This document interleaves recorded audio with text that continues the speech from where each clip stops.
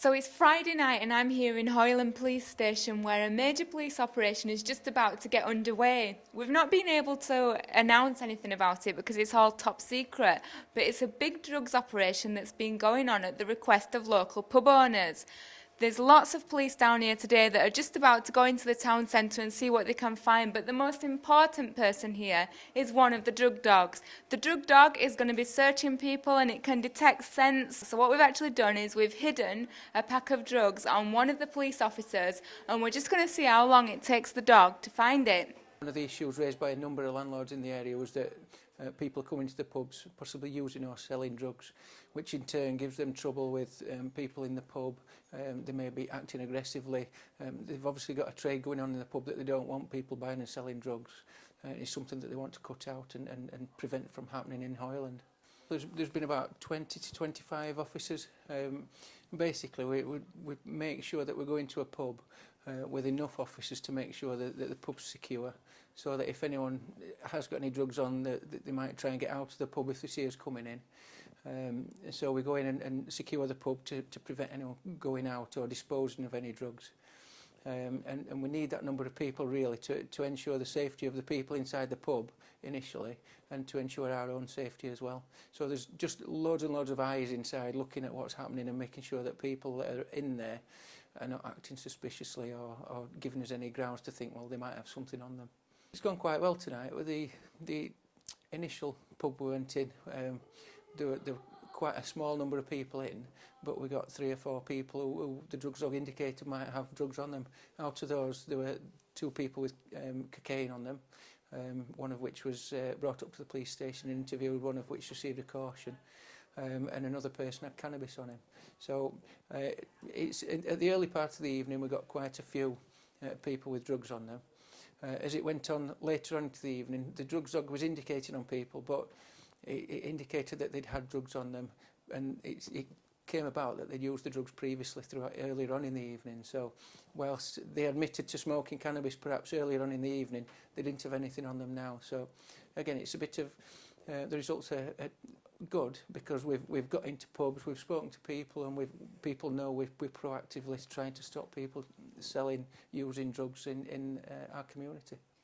What I don't want to do is for people to think we're going out trying to trick people or catch people.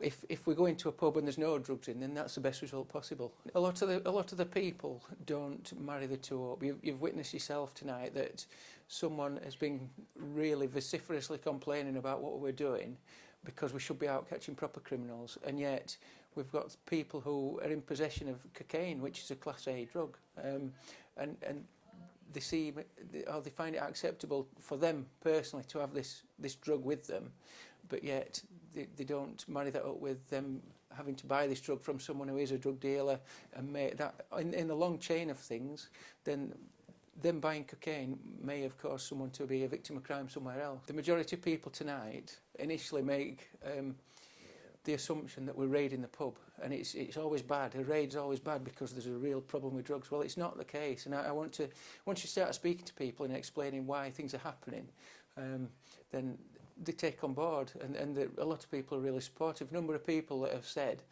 I think it's a good thing that you're doing. One of the people in the back of the van said, no, it's fantastic. I don't mind being searched because, yeah, your drugs dogs indicated this, but you've explained to me why you're doing it, and I fully agree with what's happening. You get someone else who was searched who, no, you're wasting your time, you're rubbish, you're this, that, the other. People assume the worst, so if you tell them, well, actually, that's not the case. We're doing this, X, Y, and Z to combat it, and trying to broadcast the fact that on things like this, then people will be able to know more or have more awareness about what's going on in the community, rather than just making stuff up and saying police are rubbish, they're not doing anything for us. The majority of people in the pubs are quite happy to see us, I think. It comes as a bit of a shock, 20 or 30 bobbies coming into a pub and going around the outside of the pub and almost surrounding them, so it's a bit of a shock. But once they're explained, or we explain why we're there and doing what we're doing, the majority of them seem quite happy.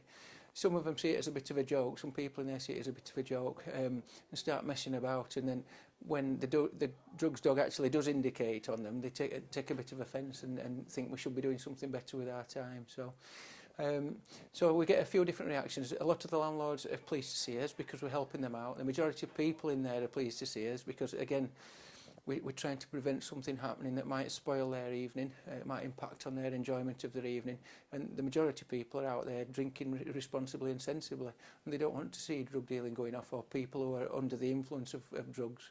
You know, they might come across them taking drugs in the toilet and not know how to react to them. So there's a bit of a different economy that's going on that the landlords want to stop, especially, and we're there to assist them in doing it.